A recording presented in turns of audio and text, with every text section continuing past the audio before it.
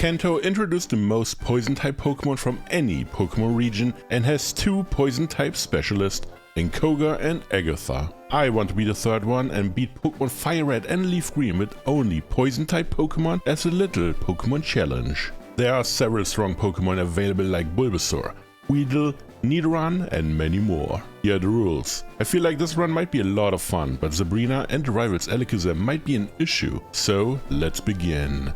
There's already a poison-type starter Pokemon and Bulbasaur is very strong in the early game, but will fall off a bit later on. But considering how fast it can beat Brock, how comfortable it could beat Misty, and how everything beats Lieutenant Surge, it's a great pick for a new player just like me. The next poison-type Pokemon is already available in Viridian Forest. Weedle got nerfed quite a lot from Generation 1 to 3, but it's still a nice Pokemon to have. Well, of course not Weedle, but Kakuna's the next step in its evolution to a quite powerful Pokemon. But since I have Bulbasaur as well, there's no need to grind any more level and just face the first gym leader. Bulbasaur is underleveled compared to Brock's team, but I could have been even lower to win. I believe level 7 is the lowest one can go to beat Brock because of Leech Seed, but Vine Whip is so much faster. Brock is already done and I hop over to Route 3. A lot of trainers on the road let Kakuna evolve into its final form already. Beedrill can be quite strong, but I have a feeling it's the weakest one for a while. And on Route 3 is the next teammate who will most likely outshine my whole team, Nidoran. I know there are 2 different Nidorans, but I just use one, it's strong enough already. Which leads to Mount Moon, and here's one of the most underestimated Pokemon of maybe all time, Zubat. This evolution line is amazing. It starts off quite weak, but the end result will always be a great asset to the team. Also in Mount Moon is the Helix Fossil. When I resurrect it, it will easily outshine everyone in my run. Just kidding, it's not even part poison. Jumping out of Mount Moon directly onto Route 4, there's another Pokemon which has a poison type, Ekans. What a reason to do the run in FireRed. Even Intimidate on top, just a great Pokemon to have. The rival battle at the Nugget Bridge in Celadon City was quite interesting. I don't have a single counter to any of his Pokemon. That means I do have to make some very interesting choices on how to battle him versus Pidgeotto, and I went with Ekans. Intimidate is the real reason why it went first, because I switched out immediately to Bulbasaur to use Leech Seed. It was a miracle to hit through double sand attack, but I did it and switched back into Ekans to slowly but surely remove the HP with Leech Seed and some attacks. At the moment, that's the only way to beat flying type Pokemon. That will change a lot. Next is Abra, but it cannot do anything just yet. That will change however. I like the idea of setting up against it so Nidoran can use focus energy to boost its damaging moves. Maybe. Sometimes. Rattata is faster and deals some damage if it wants to, but Double Kick deals amazing damage and the second hit did a critical hit, which is all thanks to focus energy. Last is the rival's first partner Pokemon, Charmander, and I wanted to see how much damage Double Kick does. It's not a lot, but it's honest damage at least. After getting really low, I switched out into Ekans. Intimidate removes the attack boost, and maybe Poison Sting could start some damage too. It poisoned immediately without any hesitation. I wanted to be funny and switch into Zubat just to let the rival know he didn't even knock a single Pokemon out. He's done, and in shock that I was just that much stronger. But thinking about Abra and its evolution line, that will change quite fast. As a reward, Nidoran reached level 16 while battling him and evolves into Nidorino. It's just one stone away from greatness. Not sure when to use it immediately? Way later? I'll see when I need it. But what I do need immediately is the evolution of Bulbasaur into Ivysaur. That makes it a lot stronger, most likely the strongest grass-type Pokemon in my team. Since it won't be the only one, considering Oddish is available on Route 24, right behind the Nugget Bridge. I think it can fill some roles in the team Ivysaur cannot. Now, with 2 grass-type Pokemon in my team, it's quite obvious that Misty, the water-type gym leader, will have a bad time. The idea was to start with Oddish, using Poison Powder and grind Staryu down. It takes a long time because of Confusion, Super Potion and Harden. Well, Harden doesn't do anything. I know that Oddish isn't strong enough to beat Starmie, and will most likely just go down immediately, but that's part of the plan. But when Starmie finally arrived, Oddish does just barely survive to hit back with Stun Spore. That is amazing. Maybe Oddish can be better than my starter Pokemon? Let's see. I bring it in, using a Leech Seed, because I thought this might take a while, but Vine Whip did amazing damage, which means it is still quite a lot stronger than Oddish. Misty is defeated as well, but that was quite obvious from the way my team turned out so far. On the SSN is a TM Brick Break. I never talked about this before, like ever, but this is one of my favorite TMs to get. But I still lost to the rival a million times easily. Kadabra is too strong, so I decided to level Beedrill up a bit to learn its signature move, Twin Needle. This should be enough. And here he is, the rival I knew from the beginning, when we both were small, but today we have to fight each other till the end. First up is Pidgeotto, and I went with the same strategy from back then on the Nugget Bridge. I think it's fine to do, especially if Pidgeotto likes to use Sand Attack for some reason. With 2 Intimidates active, Leech Seed is enough to heal back most of the damage. Just making sure I don't end on Bite in this battle, because Kadabra is next and could potentially use Disable, even though it never did in any of the thousands of tries I had before. I bring in Beedrill next and can just barely survive one Confusion, or Kadabra just does nothing. Besides missing with Kinesis, going down from the first hit alone. Now comes Charmeleon, and this is actually way harder.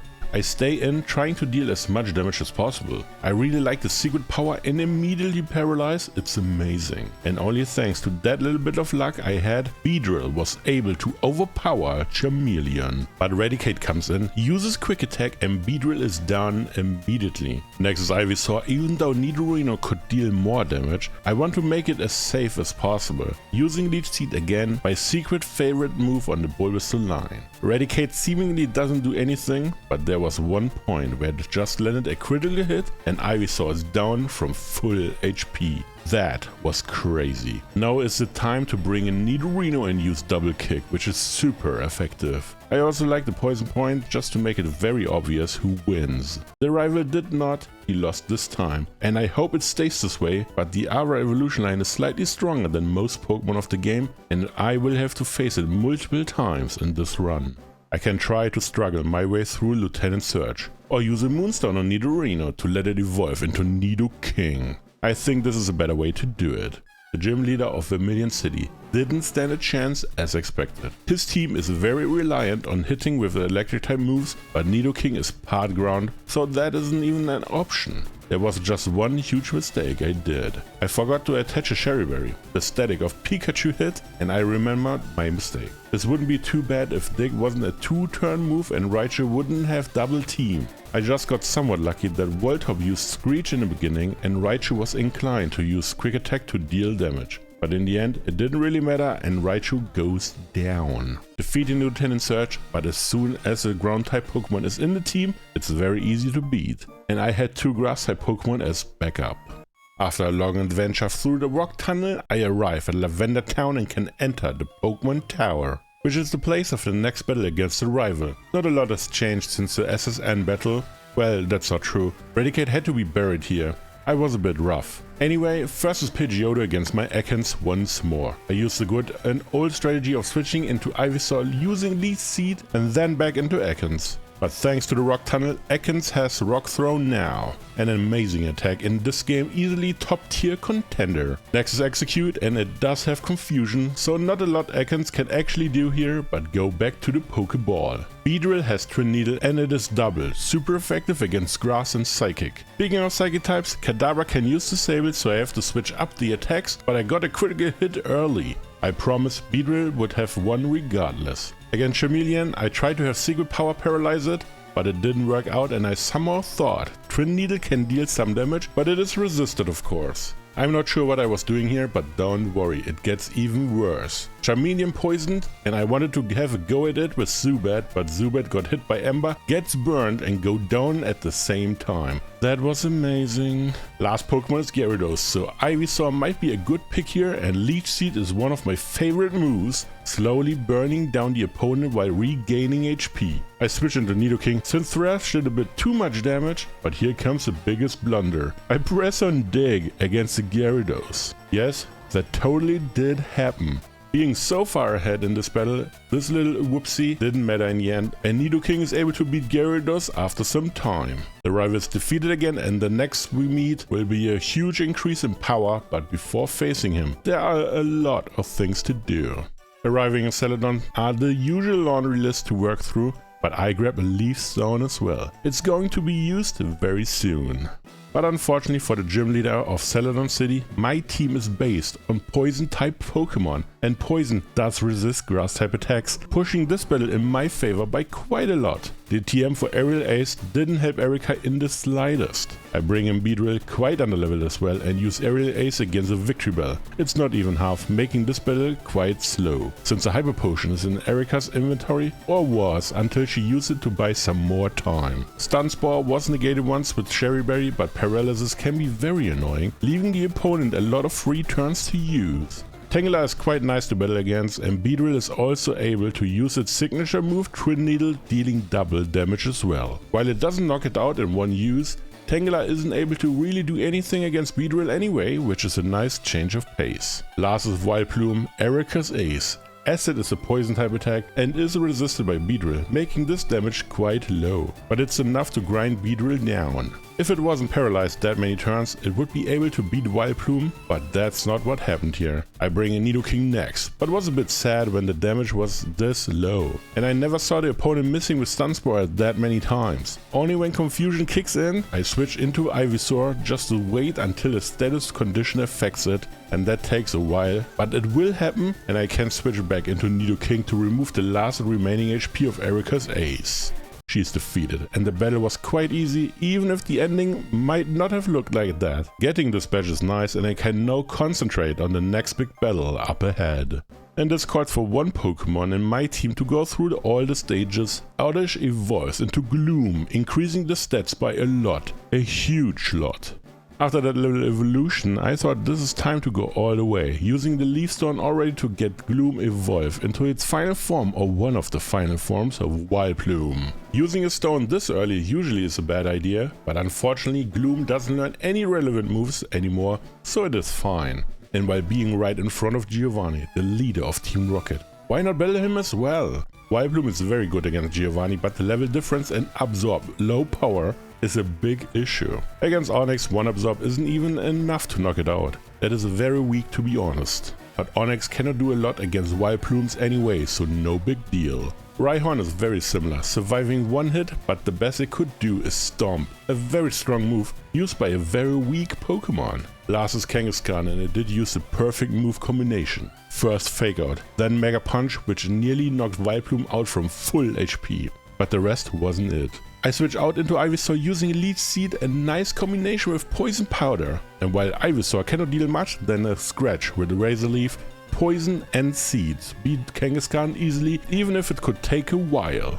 Giovanni is defeated, but he doesn't really matter. Important is the Silph Scope he left behind. That item opens up a lot of doors right now. The biggest one is the Pokemon Tower. The ghosts are now identified, and it seems they are wild Gastlys. That is also part poison and now part of my team. Easily one of the strongest Pokemon to get. After beating everyone up in the Pokemon Tower, I can travel south to Fuchsia City, which is the actual most important part of the run where everything changes. A lot will happen now. Starting with catching a wild venonat, that Pokemon is fine. It's not the best bug type Pokemon in Kanto, not even top 3 to be honest, but it can make a lot of things happen. Now comes the training arc, and first is Gastly evolving into Haunter. I think this Pokemon doesn't need any explanation, it's just very strong, one of the strongest actually. As is Golbat, which is a stage Zubat evolves into. Technically it could evolve even further, but it's not really a Kanto thing, more of a Johto type situation, so I will not evolve it any further. Ekans get the opportunity to evolve into Arbok, and I will keep it in my team until the very end. It is that strong, even if it doesn't look like it so far. At last, but not least, or maybe it is, venonat evolves into Venomoth. I let it evolve too early because Psybeam and maybe Psychic is now a long way out before I can learn it, so it has to be benched for the next major battle. The gym leader in Fuchsia City is very important to me. First, it's also a poison type trainer, so we are technically rivals. but at the same time, beating him gives me the ability to use Surf outside of combat, and that leads to me getting the last Pokemon I can catch for the run. Let's battle Koga, the poison type gym leader, first. Koffing is quite weak on the special defense, and Psychic is a really strong move, so it is down in one go. Next is Muk, and Haunter has to really power through, especially when Minimize was used. The critical hit was very nice, but the Hyper Potion was already in reach to be used. It takes some turns, but I got really lucky and every move hits. Amazing. Next Koffing, and one Psychic removes it again as expected. Last is Wheezing, and while it cannot do a lot against Haunter, I get a critical hit anyway, beating it in one go. Koga is defeated, and I'm the new poison type master of the Kanto region. Well, not quite yet, there's one more poison specialist up ahead. But with Surf available, I can finally catch a Tentacool. This is most likely the key to victory for the Elite Four later on, and will be a big part of my team regardless. Well, not Tentacool, but Tentacruel. It's a very strong Pokemon, has one of the best typings, which is water by the way, and has a high special defense against the big battles to come. One of which is a rival, Silph. I heard a lot of bad things about him, being super strong and something like that, but Team Poison has all the tools needed to beat him. First Pidgeot and Arbok can dish out a lot of damage with Rock Slide. While it works out nicely, a perfect time critical hit from Pidgeot removes Arbok before I can deliver the finishing blow. I use Haunter next. Pressing on Psychic always feels great.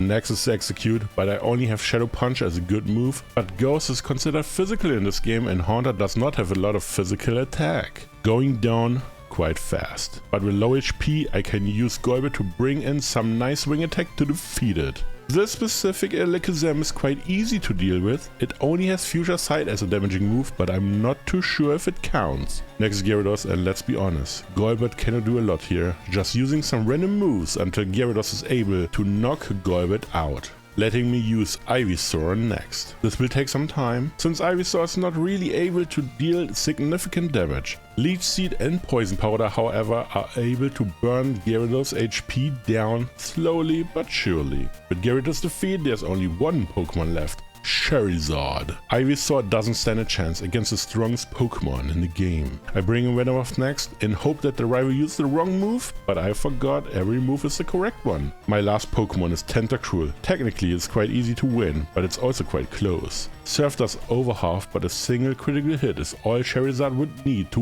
win, but it didn't and goes down instead. The rival at the Silph is defeated, letting me move on to face the mastermind behind it all. But here's a small animation on how it looks like if Golbat wants to evolve but cannot do it.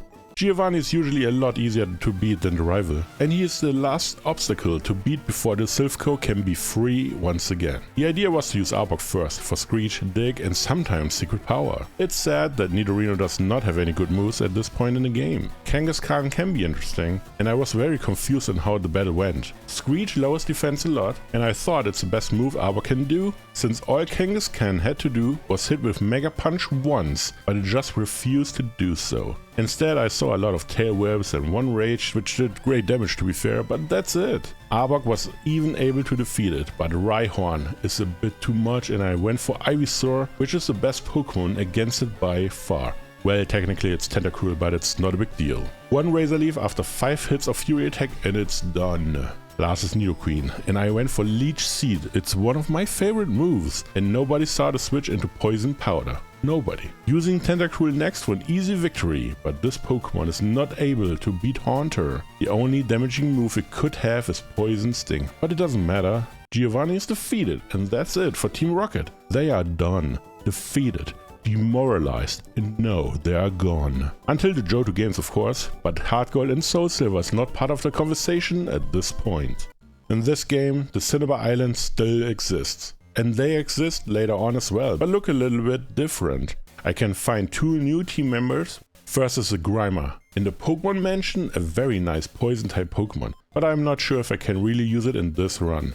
And the other one is Koffing, also in the Pokemon Mansion. They are quite similar to each other, but Koffing is more on a physical defense, while Muk is on a special one. Even though I usually go for Sabrina first, I went for Blaine instead, which should be quite obvious why. Psychic is a nasty type to battle against as a poison type trainer. First Growlithe, but Tentacruel is very strong against it, and one Surf is all it takes. Next is Ponyta, but it's actually very similar to the Fire Dog, getting destroyed in one hit. Rapidash can be very hard to beat, depending on the moves used, but once Tentacool can connect with Surf, the Hyper Potions will be burned through easily. Only the very last attack was quite lucky, getting a critical hit to skip one of Rapidash's moves. Last is Blaine's Ace Arcanine, and I switch out into Arbok to get an Intimidate off. Of course, that's all I can do before going down. I bring Tentacool back in and was a bit confused that it's faster, but I take it. Takedown didn't KO thanks to Arbok, and another Surf finishes it off. Blaine is defeated. And there are only 2 more badges to get. Let's hope my team has what it takes to bring Sabrina down.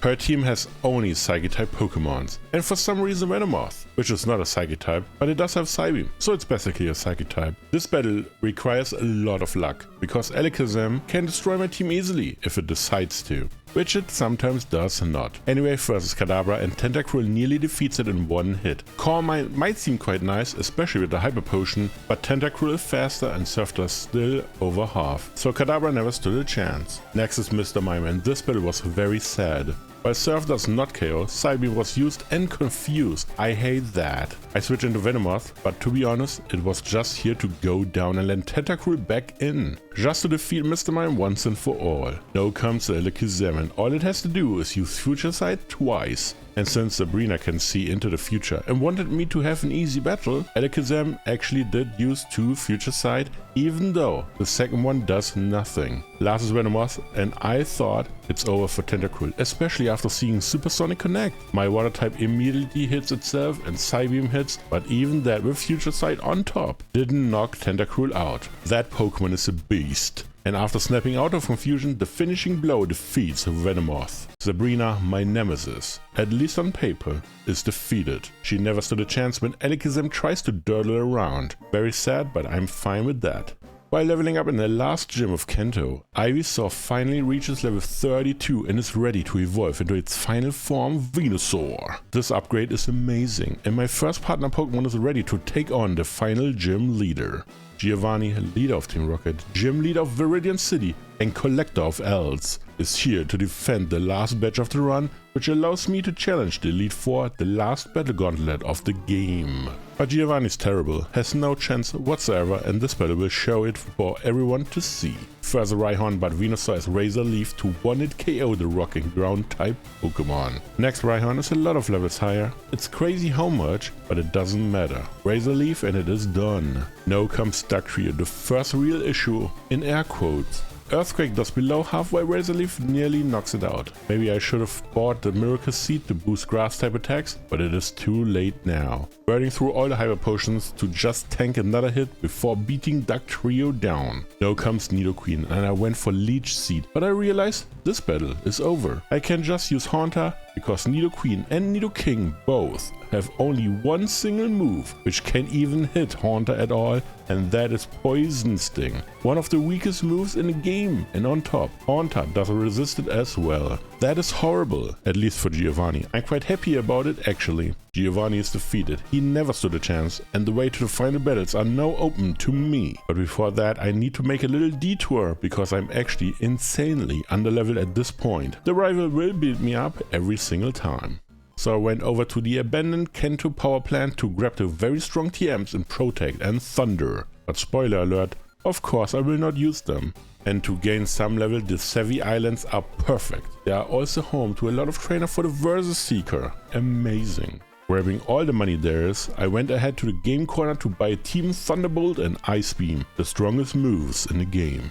After all that's done, I went ahead and fought the rival at Route 22. He destroyed me a lot of times already, but this time I am prepared. Or so I believe. First is Pidgeot against my Arbok. Intimidate will help to give me some turns while Screech lowers the defense and I can push some damage, but a Wing Attack crit removed Arbok from the battle. Bringing in Golbat, but it has to tank another hit, which also crits? Are you kidding me? That is brutal. Now comes Alakazam, but it shows to use Psychic and Golbat is gone. I use Venomoth next and I was able to connect with Stun Spore. But let's be honest, if Alakazam would use the correct move, which is called Psychic, I would actually lose again and no questions about it. This battle went on for some time, but in the end my bug type wins. Rhyhorn comes in and I switch out into Venusaur just to use one Razor Leaf. Future Sight connected at that point, but it doesn't matter since Charizard will knock my first partner Pokemon out anyway. Tentacool, however, can tank a hit or two while pushing back with Surf. Great move, great damage. But it was super close to be honest.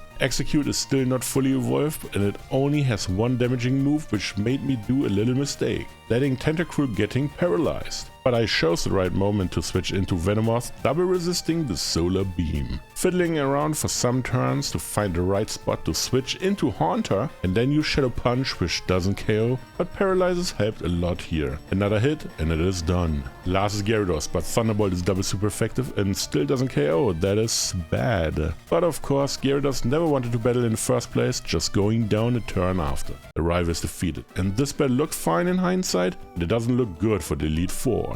While preparing, I thought I have to use Grimer and Koffing now and get a little move for Grimer, which might be amazing later on. Explosion. And the usual suspects evolve. First Haunter into Gengar. I really like Gengar, so it is part of the team once again. At level 43, Grimer learns Sludge Bomb, which can be a nice tool to have in the toolbox, and this is also the perfect time to let it evolve into Muk. I delayed the evolution for Sludge Bomb and hope it was worth it. And that only leaves one Pokemon. Koffing is here to evolve into Weezing, its final form. Very interesting Pokemon and I hope to use it well. Last thing I might need is the Miracle Seed from the game corner. Not sure why I didn't buy it earlier, but better late than never. That's it, here's the team I want to change the Elite Four with. Most Pokemon were to be expected, while Muk and Weezing are here since I didn't have the chance to use them earlier. But enough talk, let's go. The first Elite Four member is always a bit special, the start of the Battle Gauntlet. Lorelei bases her team around water and ice. Dugong comes first against my Venusaur. I don't know what I expected, but Venusaur did good damage while Dugong did amazing damage. My grass type did survive in the end, but it was close. Next is Slowbro, not a lot I can do, just one Razor Leaf for some damage and then go down to basically any move. I use Gengar next, use one Thunderbolt and Slowbro is defeated. Lorelei's ace Lapras is a big issue usually, and this time too. Thunderbolt paralyzed, which is huge. When Confuse Ray was used, I switch into Weezing and have a very nice explosion to remove the problem from the battle. I use Gengar again and Cloyster was chosen, but one Thunderbolt does KO thanks to the very low special defense. Last is Jinx and this was interesting. Shadow Ball was not enough to KO and Attract would potentially lose me a lot of turns, so I switched into Tentacool. Secret Power did some good damage, but Sleep was used next. So I switch back into Gengar and get the final KO with another Shadow Ball. Lorelei is defeated and this wasn't as easy as I first thought. Let's hope the next Elite Four members are a bit easier to defeat. Well, the next opponent is called Bruno. How hard can he be? His team is super weak against me. First is Onix and Venusaur uses Razor Leaf to get some free experience points. Next is Hitmonchan and I thought Leech Seed would be great here, slowly starting to burn the HP down while regaining HP back. But I switch into Gengar to negate Sky Uppercut and defeat Hitmonchan with Psychic instead. The second Onix comes next, but I don't think it will ever use a move outside of Iron Tail, so Tentacool can easily tank it while knocking it out with Surf. Bruno's Ace Machamp can be quite dangerous, and I only have Surf to use, nothing else. And for some reason, Machamp didn't know what to do either. Rock Tomb doesn't sound that amazing, but it only has bad moves against Tentacool anyway, so it is excused. But not Bruno. Get some better moves. Last is Hitmonlee, and I can easily switch into Gengar since Hitmonlee cannot hit ghost types without using Foresight first. And a critical hit removed that possibility outright. It wasn't necessary, but I take it. Bruno is not a real opponent in most runs, and this was one of them. Agatha is the most annoying trainer to beat in the entire game. And the last poison type trainer. A lot of status moves are waiting for me, but I just hope I get lucky and move on. First a Gengar against my Gengar, a mirror match. I used 2 Shadow Ball against one double team, but I hit anyway. Good start. Next Golbat and Thunderbolt did great damage, but Confuse Ray was already too much for me and I switch into Arbok, but all attacks start to miss for some reason, and then Air Cutter decided to critical hit for no reason by Rock Slide KOs. Next is Haunter and Hypnosis got eaten by Chestoberry while Rock Slide did some damage. I went for Screech next, while Mean Look doesn't do anything. One Hypnosis miss is all I needed to finish the middle stage Pokemon off. Agatha's Ace, the second Gengar, is a whole different story. Arbok goes down immediately and I use Venusaur next, which tanked the Sludge Bomb to use Leech Seed, which turned out to be the key to victory. This takes a long time now. Essentially I tried to hit with anything at all, but my Gengar went down before making a move, which means I was forced to switch around to burn the opponent down, having no good attacks against it left. The best one was Tentacool, but sleep is brutal, and after a very long time I thought I just win the whole battle. But there was one more Pokemon to defeat. Arbok is here and it cannot beat my Tentacool. Don't believe it's possible even with sleep. But I just went for Weezing's Explosion, which didn't KO. Weezing is quite weak, but I still have Muk left, who also knows Explosion, beating Arbok in the end.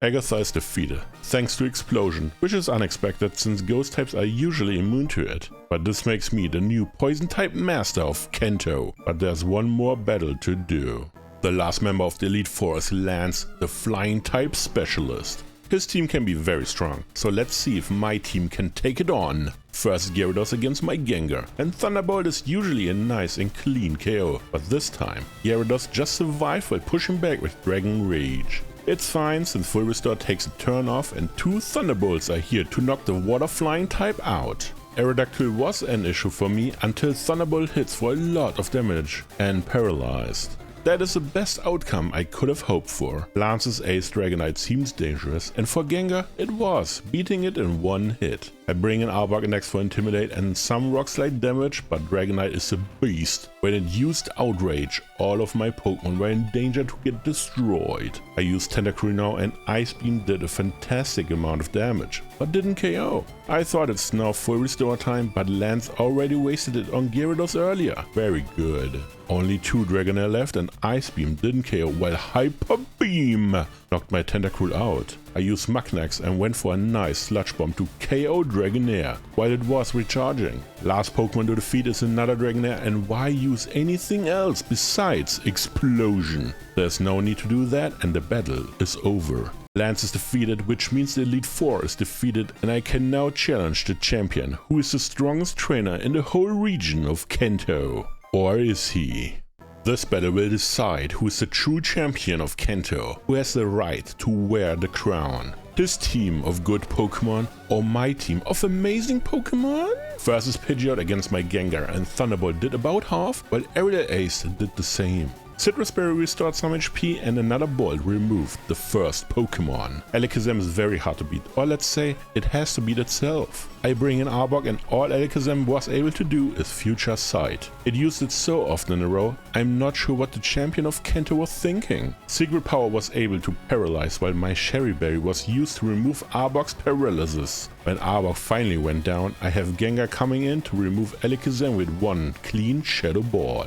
I think Gyarados was the saddest part of the battle, seeing Thunderbolt again not defeating Gyarados in one hit. But at least I can trade against Full Restores now, which is fine. But I realized something really bad. I forgot to restore the power points and went out of Thunderbolts. How embarrassing. And Gengar fell against Gyarados. I bring in Venusaur, take a huge hit, and then finally finish Gyarados off. His Ace Charizard is here, and of course, Venusaur never stood a chance. I use Muk next, hoping to survive a Fire Blast and then return the favor with Explosion. But Charizard survived on what seems to be 1 HP. That is crazy. It is indeed the strongest Pokemon in the game. Tentacool in to use Surf into the Full Restore turn and then get hit by Aerial Ace while Surf is ready to knock the Fire Dragon out. I forgot Rhydon is part of his team and it is defeated in one hit. Last Pokemon off the run is Executor. I wasn't sure if I can still win since Ice Beam did below half.